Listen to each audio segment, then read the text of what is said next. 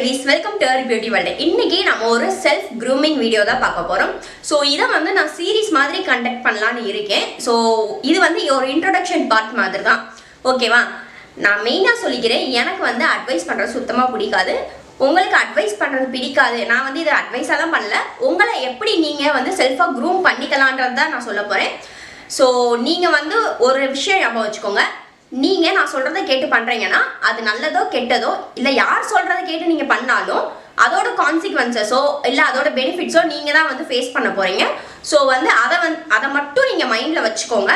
So யார் சொல்றதையும் வந்து நீங்க அப்படியே மைண்ட்ல எடுத்துக்க வேணாம். நீங்க எல்லாரும் சொல்றதை கேளுங்க, பட் ஃபாலோ பண்றது உங்களோட முடிவா மட்டும்தான் இருக்கணும். ஸோ இப்போ வாங்க வீடியோக்குள்ள போகலாம். ஃபர்ஸ்ட் நீங்க தெரிஞ்சுக்க வேண்டிய விஷயம் என்னன்னா, செல்ஃப் க்ரூமிங்னா என்ன அப்படின்றது தான். இப்போ நம்ம கையில் ஒரு மொபைல் ஃபோன் இருக்குன்னா அதுக்கு அடிக்கடி நம்ம அப்டேட் பண்ணணும். அது மாதிரி தான் வந்து நம்மளை நாமளே அப்டேட் பண்ணிக்கணும். ஃபிசிக்கலாகவும் சரி இல்லை மென்டலாகவும் சரி வந்து நம்மளை நம்மளே வந்து க்ரூம் பண்ணிக்கணும். சரியா? அப்போ தான் வந்து நம்ம லைஃப்பில் வந்து ஒரு முன்னேறி போக முடியும். அதுக்காக வந்து அப்படியே இருக்கவங்க வந்து பின்னேறி போகிறாங்களான்லாம் கேட்கக்கூடாது. ஸோ உங்கள் லைஃப்பில் வந்து ஒரு சில சேஞ்ச் நீங்கள் கொண்டு வரணும். அந்த சேஞ்ச் வந்து உங்களுக்கு பிடிச்சிருந்துச்சுன்னா நீங்கள் அப்படியே இருக்கலாம். சப்போஸ் இல்லைன்னா அதை நீங்கள் எப்போ வேணாலும் எப்படி வேணாலும் மாற்றிக்கலாம். ஸோ இதுதான் வந்து செல்ஃப் க்ரூமிங்கிறது ரொம்ப பெரிய வேர்டுன்னெலாம் நீங்கள் நினைக்க வேணாம். ஸோ உங்களை வந்து நீங்கள் என்ன சொல்கிறது இன்னும் மேம்படுத்தி காட்டுறதுக்காக தான் இந்த செல்ஃப் க்ரூமிங். செல்ஃப் க்ரூமிங்கில் ஃபஸ்ட்டு பாயிண்ட்டே என்னென்னா, ஃபஸ்ட்டு உங்களை நீங்கள் அக்செப்ட் பண்ணிக்கணும். Self acceptance or self confidence. ஓகேவா? நீங்கள் கான்ஃபிடென்ட்டாக இருந்தால் தான் ஃபஸ்ட்டு உங்களை நீங்களே அக்செப்ட் பண்ணிக்க முடியும். சரியா? யாருமே இந்த உலகத்தில் ஃபஸ்ட்டு பெர்ஃபெக்ட்னு இல்லவே இல்லை. எல்லாருமே வந்து இம்பர்ஃபெக்டாக தான் இருப்பாங்க. ஸோ வந்து நான் பெர்ஃபெக்டாக ஆகணும் அப்படின்னு சொல்லிட்டு நீங்கள் வந்து ஒரு ரேஸில் ஓடுற மாதிரி ஓடினீங்கன்னா என்றைக்குமே உங்களால் பெர்ஃபெக்ட் ஆக முடியாது. தப்புல இருந்து தான் வந்து நம்ம பண்ணுற தப்புல இருந்து தான் வந்து நம்ம பண்ற தப்புல இருந்து தான் வந்து நம்ம நல்லது எது கெட்டது எதுன்னு பிரிச்சு கண்டுபிடிக்க முடியும். சரியா?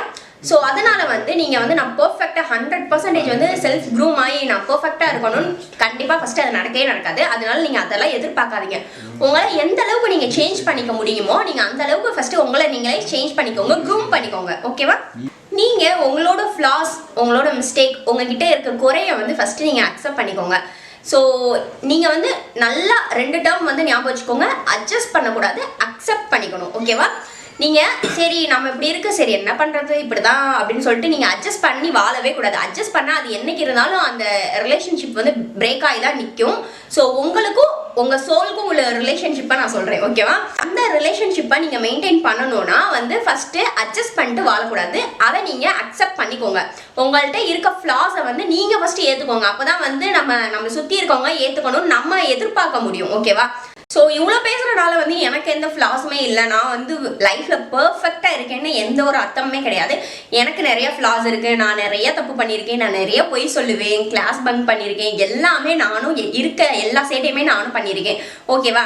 இது பண்ணுறதுனால வந்து அதுலேருந்து நம்ம கற்றுக்கணுமே தவிர நம்ம ஒரு தப்பு பண்ணிட்டா அதை ரிப்பீட் பண்ணக்கூடாது நம்ம லைஃப்பில். ஸோ அதை தான் நான் சொல்ல வரேன். ஃபஸ்ட்டு உங்களை நீங்களே அக்செப்ட் பண்ணிக்கிட்டா தான் சுற்றி இருக்கவங்க வந்து உங்களை அக்செப்ட் பண்ணுவாங்க. உங்களை நீங்களே ஃபஸ்ட்டு லவ் பண்ணிக்கோங்க. செல்ஃப் லவ்ன்றது வந்து ரொம்ப ரொம்ப வாழ்க்கையில முக்கியமான விஷயம். ஓகேவா? மித்தவங்க உங்களை லவ் பண்ணணும் நீங்க எதிர்பார்க்கறத விட நீங்க உங்களை நீங்களே ஃபர்ஸ்ட் லவ் பண்ணுங்க. அப்பதான் வந்து மித்தவங்க லவ் வந்து கொஞ்சமாச்சும் உங்களுக்கு கிடைக்கும். நான் இவ்வளோ சொல்லியிருக்கேன். ஸோ நீங்க கேட்கலாம், உனக்கு என்னப்பா நீ பர்ஃபெக்டா இருக்க, அதனால வந்து நீ இவ்வளோ தூரம் வந்து வாய்க்கிலே பேசுவ அப்படின்னு சொல்லலாம். ஸோ எனக்குமே வந்து நிறைய நடந்திருக்கு, நிறைய விஷயங்கள் என் லைஃப்ல நடந்திருக்கு. ஓகேவா? ஃபர்ஸ்ட் சொல்லணும்னா ஃபர்ஸ்ட் என்ன எல்லாரும் சொல்றது என்னன்னா, ஒரு இக்கு வச்சுதான் சொல்லுவாங்க. என்னன்னா, கருப்பா இருந்தாலும் கலையா இருக்க. கருப்பா இருந்தாலும் ஏன் கருப்பா இருந்தா கலையா இருக்கக்கூடாதா, இல்ல நல்லாதான் இருக்கக்கூடாதா? எப்பவுமே எல்லாரும் சொல்றது கருப்பா இருந்தாலும் கலையா இருக்க. இன்னொரு என்ன சொல்றாங்கன்னா, நான் வந்து ரொம்ப ஒல்லியா இருக்கேன், நீ பாக்குறதுக்கு எப்படி நோஞ்சானாட்ட இருக்க, ஊதுனா பறந்துருவ. இது மாதிரி எக்கச்சக்க குச்சி வேற என்னென்னமோ இருக்க எல்லா லீனா இருக்க எல்லா வேர்ட்ஸும் வந்து அப்படிதான் எனக்காகவே உருவாக்கப்பட்டதுன்ற மாதிரி இருக்கும். ஸோ இது மாதிரி என்ன நிறைய பேர் கிண்டல் பண்ணியிருக்காங்க. நீ என்ன அயன் பண்ண மாதிரி இருக்க, அயன் பண்ண மாதிரி ஃப்ளாட்டா இருக்க அப்படின்லாம் எத்தனையோ பேர் சொல்லியிருக்காங்க. ஸோ என் கலரை வச்சு என்னை டிஸ்கிரிமினேட் பண்ணியிருக்காங்க, என்னோட பாடி ஷேமிங் பண்ணியிருக்காங்க. ஸோ இது மாதிரி எனக்குமே லைஃப்ல நிறைய கசப்பான அனுபவங்கள் இருக்கு. ஓகேவா? ஸோ நிறைய பேர் சொல்லுவாங்க இக்னோர் தான் நெகட்டிவிட்டி. புரிஞ்சா? இக்னோர் த நெகட்டிவிட்டி. ஸோ தளபதி கூட எதுலையோ சொல்லியிருப்பாங்கன்னு நினைக்கிறேன், எனக்கு தெரியல, யாரோ சொன்னது. ஓகே, யார் சொன்னா என்ன? ஸோ என்னை பொறுத்த வரையும் அந்த பாயிண்ட் வந்து ரொம்ப ரொம்ப தப்புன்னு நினைக்கிறேன். ஏன் நெகட்டிவை பற்றி பேசக்கூடாது? நெகட்டிவை பற்றி பேசணும். பாசிட்டிவை எப்படி பேசுகிறோமோ நெகட்டிவாக அப்படி பேசணும். அப்போனா தான் நம்மளுக்கு இதுக்கும் என்ன டிஃப்ரென்ஸ் இருக்குன்னு நம்ம அனலைஸ் பண்ணி நம்ம லைஃப்பில் கொஞ்சமாச்சும் முடிவெடுக்க முடியும். இல்லை இவங்க நெகட்டிவாக பேசுகிறாங்க, ஓகே போட்டோம் அப்படின்னு சொல்லிட்டு நம்ம விட்டுறவே கூடாது. ஸோ இன்னும் ஞாபகம் வச்சுக்கோங்க, யார் உங்களை கிண்டல் பண்ணாலும் தைரியமாக எழுத்து கேளுங்க. ஸோ உங்களை யாராச்சும் ஏதாச்சும் சொல்லி கிண்டல் பண்ணாங்கன்னா, சப்போஸ் என்ன சொல்கிறாங்க, ஏதாச்சும் நீ வந்து இப்படி இருக்க, கேவலமாக இருக்க, கருப்பாக இருக்க அப்படின்னு சொல்லிட்டு என்ன யாராச்சும் கிண்டல் பண்ணாலும் வந்து நான் எதுக்கு பேசி விட்டுருவேன். ஸோ நீங்கள் வந்து அமைதியாக அந்த இடத்துல போகணுன்னு அர்த்தமே கிடையாது. பிகாஸ் நான் எதுக்காக சொல்கிறேன்னா, இன்னைக்கு உங்களை கிண்டல் பண்ணவங்க நாளைக்கு வேறு யாராச்சும் கிண்டல் பண்ணுவாங்க, அவங்களே ஹர்ட் பண்ணுவாங்க. ஸோ அது எதுக்கு நீங்கள் அந்த நிமிஷமே ஏதாச்சும் திட்டிட்டீங்களா, இல்லைனா ஏதாச்சும் நீங்கள் பதில் கொடுத்துட்டீங்கன்னா வந்து அவங்களுக்கு கொஞ்சம் தோணும், ஐயோ தேவையில்லாமல் நம்ம பேசிட்டோமோ. அவங்களுக்கு கொஞ்சம் மனுஷங்களா இருந்தால் கொஞ்சம் கில்ட்டியாக ஃபீல் பண்ணுவாங்க. ஸோ அதனால வந்து நீங்கள் தைரியமாக பேச கற்றுக்கோங்க. கிண்டல் பண்ணால் நம்ம இக்னோர் பண்ணிட்டு போகணுன்னு அர்த்தம் கிடையாது. நம்ம இக்னோர் பண்ணாலும் நம்மளுக்கு ஹர்ட் ஆக தான் செய்யும். இல்லை நம்ம நார்மலாக வந்து சரி ஓகே அப்படியா அப்படின்னு சொன்னாலுமே நம்மளுக்கு ஹர்ட் ஆக தான் செய்யும். எப்படி இருந்தாலும் ஹர்ட் ஆனது தான். ஸோ அதனால அவங்களுக்கு பதில் கொடுத்துட்டு வந்துருங்க. ஏன்னா இன்னைக்கு உங்களுக்கு நடந்தது நாளைக்கு இன்னொருத்தவங்களுக்கு நடக்கக்கூடாது. ஓகேவா? ஸோ இதை மட்டும் நல்லா ஞாபகம் வச்சுக்கோங்க. அண்ட் இன்னொரு விஷயம், நீங்கள் மட்டும்தான் வந்து கஷ்டத்தில் இருக்கீங்கன்னு நினைக்காதீங்க. எல்லாத்துக்குமே கஷ்டம் இருக்கும். ஸோ எல்லாரும் வந்து உங்க முன்னாடி சிரிச்சு பேசுறதுனால அவங்க வந்து ரொம்ப ஹாப்பியான லைஃப் லீட் பண்ணிட்டு இருக்காங்கன்றது அர்த்தம் கிடையாது. ஸோ எனக்கு எத்தனையோ பேர் எனக்கு கிண்டல் பண்ணியிருக்காங்க. ஸோ இப்போ என்ன சொல்றது, என்னோட ஓல்டு ஃபோட்டோஸ் வந்து நான் உங்களுக்கு இன்சர்ட் பண்ணுறேன், அதையும் பாருங்க, இப்போ இருக்க என்னையும் பாருங்க. ஸோ அவங்க சொன்னதுக்கெல்லாம் வந்து நான் ஃபீல் பண்ணிட்டு ஒரு ஓரத்தில் உட்காந்துருந்தேன்னா நான் இந்த மாதிரி வந்து கேமராவை ஃபேஸ் பண்ணுற அளவுக்கு கூட எனக்கு தைரியம் இருந்திருக்காது. ஸோ எனக்கு தெரியும், எனக்கு என்ன பிடிக்கும், நான் வந்து என்ன அக்செப்ட் பண்ணிக்கிட்டேன். ஸோ நான் இப்படி தான் அப்படின்னு நான் என்ன அக்செப்ட் பண்ணிக்கிட்டேன். எத்தனையோ பேர் என்கிட்ட வந்து சொல்லியிருக்காங்க, நீ ரொம்ப ஒல்லியாக கேவலமாக இருக்குது, நீ தான் ரொம்ப ஜந்து மாதிரி இருக்குன்னுலாம் வேற சொல்லியிருக்காங்க. நான் அதுக்கெல்லாம் என்ன சொல்கிறேன், சில பேர் வந்து அக்கறையில் சொல்லுவாங்க.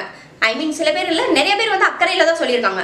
பட் இந்த கொஞ்சம் சில பேர் வந்து வேணுக்குனே என்னை ஹர்ட் பண்ணும், வேணுக்குனே வந்து கிண்டல் பண்ணணும்னு சொல்லுவாங்க. சரி என்னத்தை இவங்கிட்டலாம் பேசிட்டு அப்படின்னு சொல்லிட்டு நான் திட்டி விட்டுருவேன், ஏதாச்சும் பதில் சொல்லிடுவேன். நீங்கள் கோவமாக தான் வந்து நீங்கள் கோவமாக தான் வந்து உங்கள் ரிப்ளையை வந்து கொடுக்கணும்னு அர்த்தம் கிடையாது. நீங்கள் நாசுக்காக சொல்லிடலாம். ஓகேவா? ஸோ ஐ ஹோப் உங்கள் எல்லாத்துக்கும் இந்த வீடியோ பிடிக்கும்னு நம்புகிறேன். இது வந்து செல்ஃப் க்ரூமிங்க்கு ஒரு இன்ட்ரொடக்ஷன் மாதிரி தான். ஸோ இதில் நான் என்ன சொல்ல வரேன்னா, ஃபஸ்ட்டு உங்களை நீங்களே அக்செப்ட் பண்ணிக்கோங்க. ஐயோ நம்ம இப்படி பிறந்துட்டோமே நீங்கள் என்றைக்குமே நீங்கள் ஃபீல் பண்ணாதீங்க. நீங்கள் எப்படி இருக்கீங்களோ அப்படியே ரொம்ப அழகாக இருக்கீங்க. ஸோ உங்களை நீங்களே ஃபஸ்ட்டு லவ் பண்ணுங்கள். அப்போ தான் வந்து மித்தவங்க உங்கள் மேலே கான்ஃபிடென்ட்டாக ஃபீல் பண்ணுவாங்க. இந்த வீடியோவில் நான் என்ன ஃபீல் பண்ணணும், என் லைஃப்பில் என்னென்னலாம் நடந்துச்சோ நான் அதை தான் வந்து உங்களுக்கு ஒரு லைஃப் ஸ்டோரி மாதிரி ஷேர் பண்ணியிருக்கேன். ஸோ ஐ ஹோப் உங்கள் எல்லாத்துக்கும் இந்த வீடியோ பிடிக்கும்னு நம்புகிறேன். சப்போஸ் உங்களுக்கு இதில் மாற்று கருத்து ஏதாச்சும் இருந்துச்சுன்னா கூட நீங்கள் கமெண்ட் செக்ஷனில் சொல்லலாம். உங்கள் கமெண்ட்ஸ்க்காக நான் எப்போவுமே வெயிட் பண்ணிட்டு இருப்பேன். இது மாதிரி வேறு ஏதாச்சும் டாபிக் பேசணுன்னாலும் நீங்கள் சொல்லலாம். ஸோ என்னால் வந்து மூச்சு விடாமலாம் மதன் கௌரி மாதிரி பேச முடியாது. அதனால் எனக்கு என்ன தோணுதோ நான் அதை மட்டும் தான் பேசியிருக்கேன். தப்போ ரைட்டோ எனக்கு என்ன தோணுச்சோ நான் அதை தான் பேசியிருக்கேன். ஸோ தேங்க்யூ ஃபார் வாட்சிங் அவர் சேனல்.